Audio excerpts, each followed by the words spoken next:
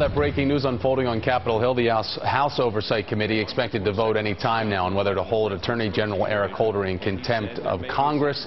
Then that would move on to a full vote on the House floor coming up in a week or so. Now, the committee convened in this hearing after 10 a.m. this morning.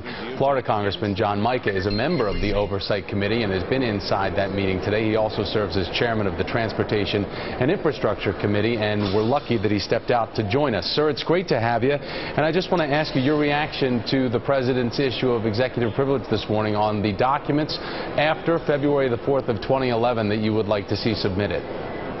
Well, unfortunately, it's one more stalling tactic. Last night we had a stalling tactic by Eric Holder, offered to provide a few more, a little dribble of documents, and if we would close down the investigation.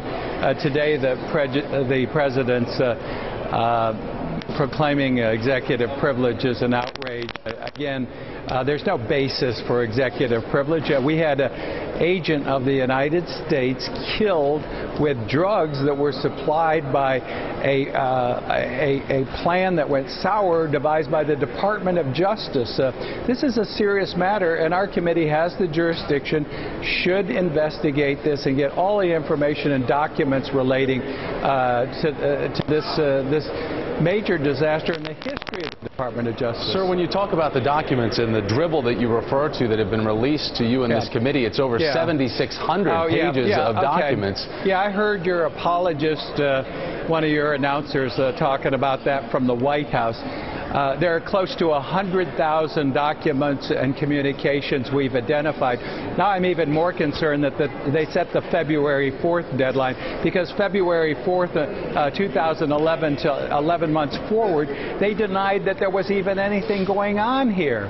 But sir, again, I think you're referring to our White House reporter, Kristen Welker, who was talking about the release, not an apologist, but our White House reporter, NBC News' Kristen Welker, reporting about the 7,600 pages of documents. The White House reporter who is being an apologist for the White House, let me clarify that, and the 7,600 documents, that's a selective distribution, selective information to the committee.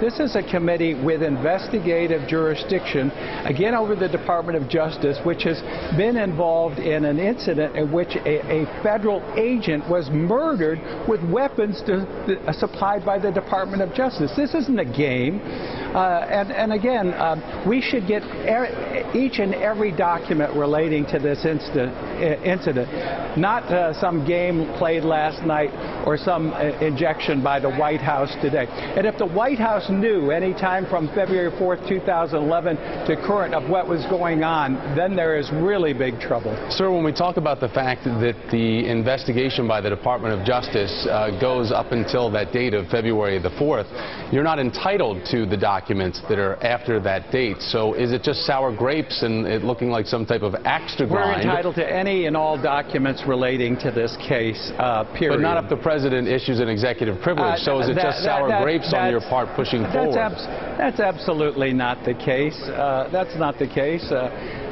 Presidents have exerted that before, and again, that can be contested. Executive privileges, when there are issues of national security, appointments, international situations, this is a possible criminal act and actions by the Department of Justice in which an agent of the United States government was killed by weapons supplied by the Department of Justice. So executive privilege, we'll contest that every hour of the day. Representative Mica, we're going to let you go and let you get back to work. Sir, thanks for your time. Thank you. And we're going to be back with much more right after this.